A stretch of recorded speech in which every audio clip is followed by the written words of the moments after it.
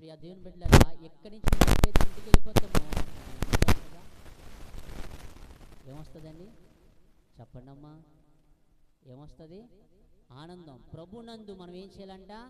ఆనందించాలి. మరలా చెబుదును, ఆనందించాలి. ఈ సంతోషము ఆనందము కూడా మనకి ఎక్కడ దొరుకుతుంది?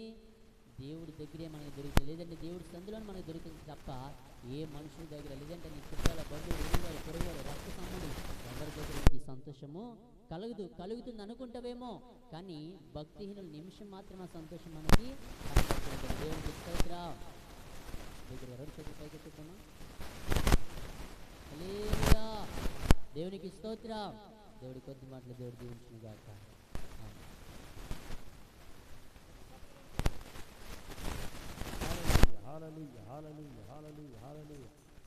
దేవుని పరిశుద్ధ నామమునకు మహిమ కలుగును గాక.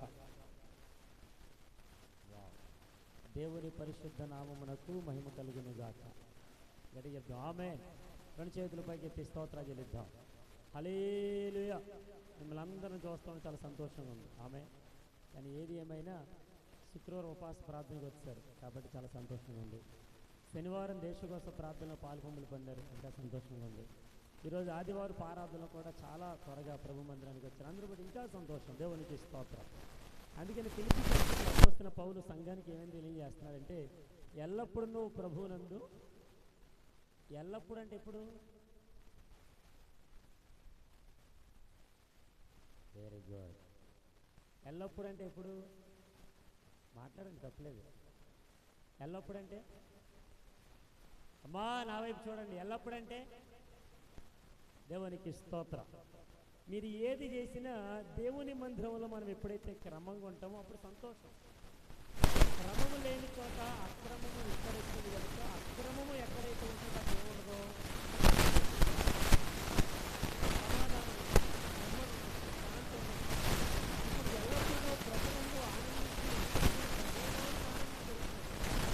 ప్రభువులో తప్ప ఆనందం దేవుడికి ఇస్తాం.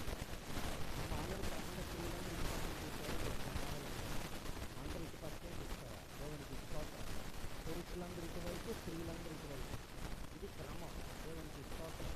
కాబట్టి మరలా చెప్తున్నాం, దేవునికి స్తోత్రం. ఏది ఏమైనా ప్రభునందు ఆనందించేటువంటి వారు ఒక్కరు చూపించి నేను త్వరగా ముగిస్తాను. చూడండి ఒకసారి చదవండి.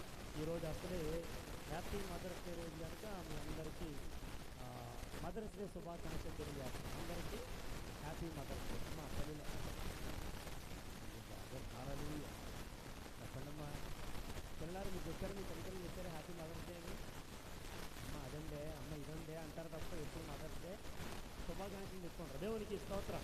ఒక మాట చూపిస్తాను రండి.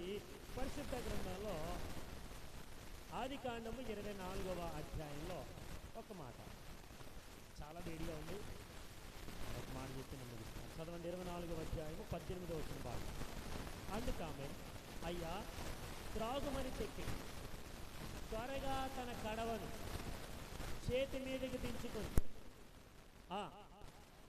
మరియు ఆమె అతనికి దాహం ఇచ్చిన తర్వాత నీ ఒంటెల త్రాగుమట్టుకు వాటికి నీళ్ళు చేదిపోయినని చెప్పాను. దేవునికి స్తోత్రం. హల్లెలూయా. ప్రియ దేవుని బిడ్డలారా, ఇక్కడ ఒక సహోదరి కనబడుతోంది, స్త్రీ కనబడుతోంది. ఆమె పేరు రెబెక్కా. చెప్పండి, ఏక గట్టిగా. ఏది చెప్పినా సరే కాదు అంది. అడగగానే అందరికీ అందుబాటులో ఉండేటువంటి సహోదరి. దేవునికి స్తోత్రం. ఒక మాట ఏంటంటే, ఎలియాజరు అనేటువంటి దాసుడు, పెద్ద దాసుడు అబ్రాము గారి దగ్గర పనిచేస్తూ ఉంటుంటే అబ్రాము గారి కుమారుడైనటువంటి ఇస్సాకు గారికి పెళ్లి సంబంధానికి వచ్చాడు. వచ్చిన తర్వాత అతడును తన ఒంటెలను కూడా మోకాళ్ళేసి దేవుని దగ్గర ప్రార్థన చేస్తున్నాడు. ఏమని? ప్రభువా, మా ప్రయాణమును సఫలం చేసాం. మేము ఎవరి గురించి అయితే వచ్చామో, ఎవరి గురించి అయితే ఎదురు చూస్తున్నామో నీకు అన్నీ తెలుసు. కాబట్టి ఇప్పుడు మా ప్రార్థనను వినాలి, మా విన్నపాలను వినాలి, మా ప్రార్థనకు నువ్వు ఎంతగానో జవాబు ఇవ్వాలి అని అడగగానే ఒక సహోదరి కడవను చేతబుచ్చుకొని నీళ్లు చేదుకోవడానికి అక్కడికి రాగానే ఆమె గురించి వివరించినటువంటి ఒక వర్ణన ఆమె చక్కనిది. దేవునికి స్తోత్రం. ఆమె ఎలాంటిదంటే, ఈ చక్కనిది ఎక్కడ చక్కనిది? అందంలో కాదు, తమ ప్రవర్తనలో కూడా చక్కనిది. ఆమె ఈ రోజున అందాన్ని చూసి మైమరిసిపోతున్నారేమో, అందాన్ని చూసి పడిపోతున్నారేమో. అందంగా అది కావాల్సింది అభినయం కావాలి. దేవునికి స్తోత్రం. ఈరోజు సంఘంలో కూడా ఏముండాలంటే అభినయం ఉండాలి. సంఘం అనేటువంటిది ఈ స్త్రీ వరుడైనటువంటి యేసుక్రీస్తుని ఎదుర్కోవడానికి అందం ఒకటే సరిపోదు. ఎఫెసీ పత్రికలో మాట్లాడుతూ ఉన్నాడు, ఈ సంఘము దేవుని ఎదుట ఏ రీతిగా అయితే ఉండడానికి ఆయన తన రక్తము చేత ఏ రీతిగా అయితే శుద్ధి చేశాడో, నిష్కలంకంగా ఉండడానికి, పరిశుద్ధంగా ఉండడానికి ఆయన ఏ రీతిగా అయితే ఉదక స్నానం చేయించాడు. ఈ రోజున మనము ఆయన ఎదుట అంత సక్రమంగా నిలబడాలి. దేవునికి స్తోత్రం. అది ఉన్నప్పుడే మన జీవితాల్లో ఆనందం. ఆమె అది లేనప్పుడు ఎక్కడ కూడా ఆనందం ఉండదు, ఆనందం ఉండదు. దేవుని మాటకు లోబడకపోతే, దేవుని మాటకి విధేయత చూపకపోతే, దేవుడు అనుకున్నట్టుగా నడవకపోతే ఎక్కడ చూస్తున్న ఆనందం అనేది దొరకనే. 16వ సంకీర్తన 11 సెలవిచ్చిన మాట ఏంటంటే, అక్కడ రాసుకున్నటువంటి మాట, ఇదిగో నీ సన్నిధిలో లేదంటే నీ కుడి చేతిలో నిత్యము సుఖములు కలవు. ఆమె ఎక్కడంటే సుఖం? ఎక్కడ? మాట్లాడండి అమ్మా.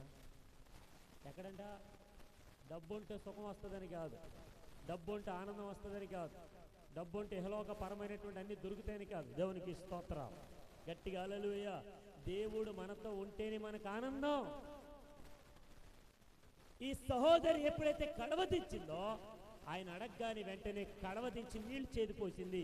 ఆయనకి మాత్రమే కాదు, తన ఒంటెలకు కూడా నీళ్లు చేదిపోసింది ఆమె.